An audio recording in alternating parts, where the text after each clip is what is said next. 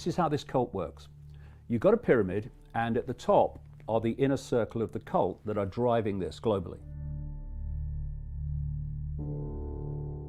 As you come down from the pyramid peak, you're meeting more and more and more people, but each step down know less and less and less of what they know. Because the only way that a few can manipulate the world as they do is by fierce compartmentalization, where people only know what they need to know to make their contribution without knowing how their contribution connects with their contribution and theirs and theirs and theirs to create a very different picture to what they think they're actually part of. What's this great line? In and after every tyranny, I was only following orders. I pointed out that was a tremendously greater power of electromagnetic energy and immensely more powerful than everything we've seen before. Now, the human body is an electromagnetic field. The brain communicates with the rest of the body and the cells electrically. It processes thought, information electrically. We are on one level electrical, electromagnetic organisms, entities. When that electromagnetic field is in balance, we are healthy. When it is in imbalance or disharmony, we get dis-ease, disease, disharmony, which manifests as what we call physical disease and psychological disease through the way the processing of information by the brain is affected. Has it had any independent testing? None. The only independent testing it's had, which has been by truly independent people outside of the telecommunications industry, you've seen people say this could be disastrous for human health, and they've called for it to be stopped. Doctors, scientists from 41 countries have signed letters saying this has got to be stopped. Of course it wasn't stopped. And the reason that it's been rolled out without testing, which they've admitted on Capitol Hill, a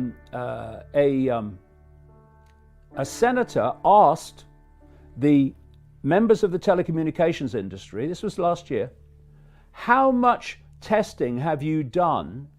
How much money have you spent on testing the effect of on human health? And they said 0.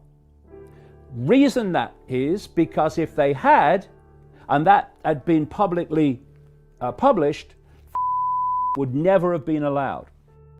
In December of 2018, I sent a letter to FCC Commissioner Carr asking him to cite for me recent scientific studies demonstrating the safety of this technology. What research has been done, where has it been published and compiled. He has essentially failed to do so. I believe that Americans deserve to know what the health effects are. My question for you, particularly Mr. Gillen and Mr. Berry, how much money has the industry committed to supporting additional independent research? I stress independent research. Is that independent research ongoing? Has any been completed? Where can consumers look for it? And we're talking about research on the biological effects of this new technology. Thank you, Senator. I think, thank you for your focus on the issue. Safety is paramount, and as you alluded to, we rely on the expert agencies, we rely on the findings of the FDA and others as to the requirements to keep all of us safe. There are no industry-backed studies, to my knowledge, right now. So essentially, the answer to my question, how much money? 0. I can certainly follow up with you, Senator. To my knowledge, there's no active studies being backed by industry today. What does do? What does 4G do, but even more? It poisons the cells, which get poisoned by technological electromagnetic fields. This is a time where everything is supposed to be stopped. Yeah. And they're still building towers overnight. Yes, because that's considered essential work. And to the cult, it is essential because they want everywhere. At the same time that this is happening in terms of towers all over the world being rolled out, and of course people are not able to protest because they are isolated from each other and under house arrest. That's why they're doing it. Elon Musk, he knows what this impact is going to be. He is putting, week by week, more and more satellites at low altitudes, beaming the Earth, and he has permission for like tens of thousands already, and he's just getting towards that goal. What he wants is 42,000. While this lockdown has been on, he has been given permission by the Federal Communications Commission, which allowed the rollout of without testing because it's owned by the cult. He's been given permission for 1 million ground antenna in America, which will, through electromagnetic fields, connect with the satellites.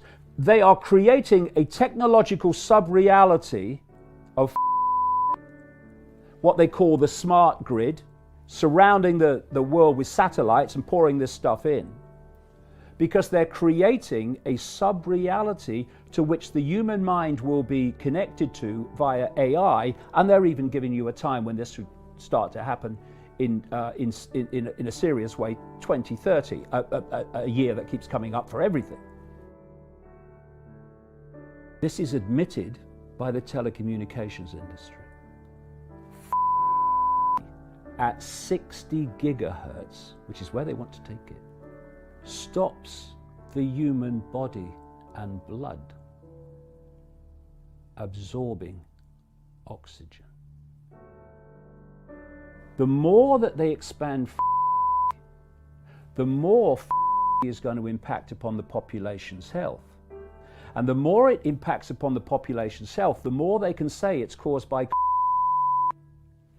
And if they start firing out at 60 gigahertz, they're going to have a lot of people who are going to keel over because they can't absorb oxygen.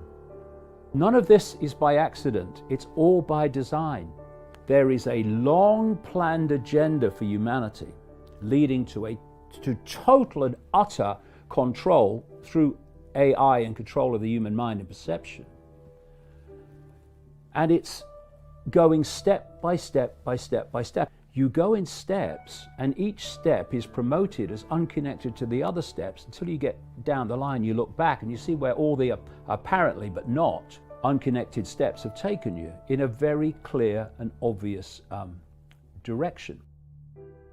If continues and reaches where they want to take it, human life as we'd known it is over.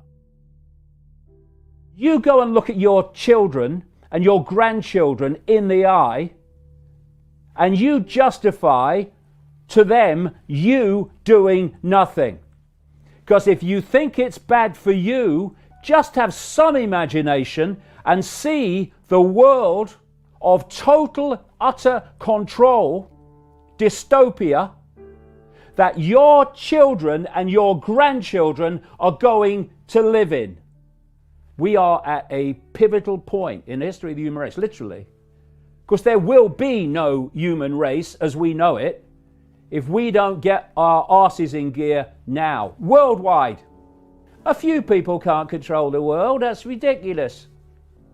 They've got half the frickin' world locked down under house arrest, tiny few people, in a matter of weeks. I'll say this to law enforcement, there are a lot of intelligent, genuine, decent people in law enforcement. Your children and your grandchildren are going to have to live in the world you are enforcing. You're enforcing laws not to protect the public, but to protect and enforce the will of a cult that makes psychopaths look like Mother Teresa. How long are we going to take it? when we realize the true nature of what we are, which is consciousness, eternal, exploring forever consciousness, having a brief experience called human, and we tap into that infinite creativity, power, and open our hearts. And when you open your heart, it's not just to love, not I love you, darling, saw you down the disco love. I mean real love in its infinite, unconditional sense. What you're doing is you're tapping in to a level of consciousness that does not have something which is the very foundation of human control. It does not have fear. What is there to fear? Nothing. And when you lose fear, you do what you know to be right. This cult is terrified of that. It's terrified of fearless people because fear is its currency of control. And their biggest fear, because it's over then, is humanity awakening to what the frickin' hell is really going on and who is really in control.